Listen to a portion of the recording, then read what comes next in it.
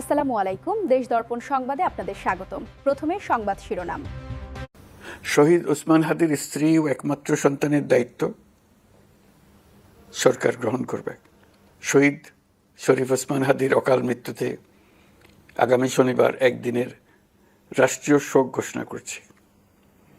এই উপলক্ষে শনিবার দেশের সব সরকারি, আধা সরকারি, স্বায়ত্তশাসিত প্রতিষ্ঠান, শিক্ষা প্রতিষ্ঠান সহ সরকারি বেসরকারি ভবন এবং বিদেশে বাংলাদেশ মিশনগুলোতে জাতীয় পতাকা অর্ধনমিত থাকবে।